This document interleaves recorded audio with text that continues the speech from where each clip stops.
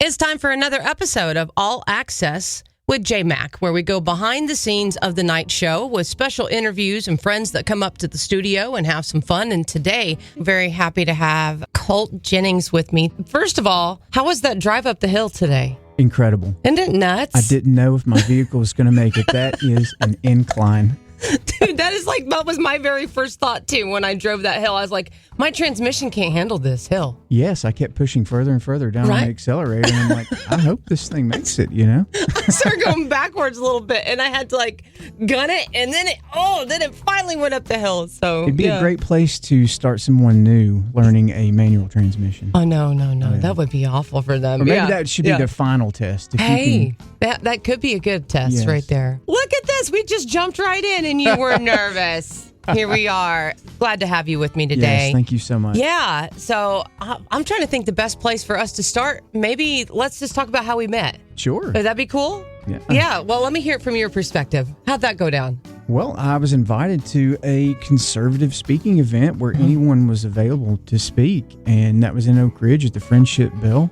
We ended up meeting. You came, you sang the national anthem, and then I find out, that you're in radio, and I'm like, oh, wow, multi-talented. Look That's at this. awesome. It's kind of crazy how you meet folks, right? It is. And I had no idea that you were running to do sheriff of Oak Ridge. The sheriff of Anderson County. Anderson County. Mm-hmm. That's just crazy. Yes. So what brought all that on? I transferred from a sheriff's office in Florida to Anderson County because that's where I grew up. We moved back here, my family and I moved back here to be closer to my family. I walked in and they handed me a badge and a gun. They said, you're going to start on Monday. And they said, hey, go over to this uniform shop, grab some uniforms this weekend. We'll see you on Monday. Well, what about my flashlight? And they said, well, we approve those, but we don't pay for them. So I knew I was going to be on night shift and didn't have a gun light, which is absolutely critical. And then they handed me a radio, and I said, well, where's the holster for it? And they said, we don't have one. Just clip it on your belt. It'll be fine. There's a reason they make holsters for guns and radios. And then I said, okay, well, where's my ballistic vest? And they said, you'll get measured for it at the uniform shop. It usually takes about 6 weeks to come in. And I thought, oh boy, what have I gotten myself into? Yeah. They're willing to send me out there with no ballistic vest and basic equipment. Yikes, this can't be good. That's really kind of this all started. I spent the first year there going through training and just kind of observing and watching everything. Wow. I don't have all the answers, but I know that sheriff's office needs help. You see the needs. Yeah, I mean, the lack of truly basic equipment and the lack of training, it's not good. Wow. Yeah, so that was where you saw a need to step in and do something. Yes, because if not me, then who? Wow. That's kind of where it was at. I can leave and say, oh, that's someone else's problem. Right. Or I can do something about it. And that's what I've chosen to do. So you're going to step up and be a voice and get the job done. Absolutely. That just blows my mind, Colt. I'm so serious. Okay, let's talk about kind of your history. I want to know about you. Sure. Yeah, so you are a veteran. Yes, I'm a veteran. Yeah, so talk about your military experience if you want to do that. After high school, I joined the U.S. Army, volunteered for infantry, volunteered for airborne. Yeah. Dude, you're one of those guys that just ready to go into battle. Well, it's crazy how it happened. I was in basic training and the drill sergeant said, hey, we've got some slots open for airborne school. Who wants to go? Can you raise your hand? And everybody's kind of looking around. He goes, hey, listen, it's $150 a month extra, and you get a shiny thing to put on your uniform. And I'm like, oh, hand goes straight up. Wow. Yep. And that's how I ended up in airborne school. Yeah. And then from there, I was assigned to Fort Bragg, North Carolina with the 82nd Airborne Division. I was only there a few months. I got there at the end of 2004, and by July 2005, I was in Afghanistan. About 5 months in Afghanistan, went back to Fort Bragg, did a year of training, and off we go again to Iraq for 15 months. Returned home February 2008 and was discharged in April. Yeah, 2 months goodness. later. So I spent pretty much half of my military time deployed. Before we get any further, I just want to say thank you so much for serving our country, for serving our community already, just all that you're doing. And so thank you, sir. You're very welcome. It's an incredible gift to our country. Time is the most valuable thing that we got. Absolutely. And now here you are pouring in your time into Anderson County.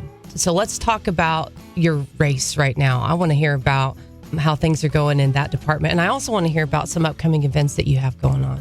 Sure. The biggest thing that I have to overcome, having never been involved in politics before, is name recognition. I jokingly say, everyone always asks, they're so interested about the campaign. How's it going? What's going on? What's coming next? Things like that. Yeah. And I always tell them the same thing. I said, I'm not losing any supporters. Yeah. I'm only gaining. Yeah, absolutely. Mm-hmm. So I think the biggest thing that, even in just the few minutes that we've been talking, I mean, you clearly have a heart to serve. And that shows with your history, going back to military, even you getting up here super early. You beat me here, by the way. And your excuse was, it's the military. Yeah, it's the military. But you show up ready. You show up ready to get the job done. That speaks so much to what I believe you're going to accomplish when you do walk right into that office for you. And I believe you're going to get there. Thank you. I appreciate that. There's so much work left to do, but it's going to happen. I absolutely believe it is too. That's why you're here. When I met you that day, I thought to myself, there's something different about him. But you know what I really think what was different about you? I do believe it's God. You want to touch on your testimony for a second? Sure, I can give a testimony. Yeah, let me hear. Let's back up to when I was a child. I was in church twice on Sunday, Wednesday night. For a long time, my mother was single, but she was dragging us to church, Oh, yeah. That's how I grew up. As things evolved and we got older, my family stopped going to church as much, so I did as well. And there was a gap. There was a period, 10 years or so, where I kind of fell out. And then when I joined the military, I was actually baptized at Fort Benning, Georgia. I had been attending the religious services during basic training, and I just felt the need at that time, like, I am ready to get baptized and move forward and have a relationship with Christ. That's what I did. And my parents were able to come down to Fort Benning in the middle of basic training and Wow. and see the baptism. And then that was it. We got to hug, and they had to leave, and I had to go back to work. Yeah. And then I spent my time in the military, kind of fell backwards, wasn't living the life I should have been. About 12 years ago, I got invited to church, and I started going. I started to mature and understand, I need this. I want this. And I've been on this great spiritual journey ever since. And one of my biggest testaments that I have, I used to drink a lot. It is a bad habit that I learned in the military, and it continued on after my military service. And I don't hide it. But one day, I just got down on my knees and I said, God, take this out of my life. And I'm not kidding. It's like a light switch. It just turned off. I haven't drank since 2019. It's no longer a part of my life.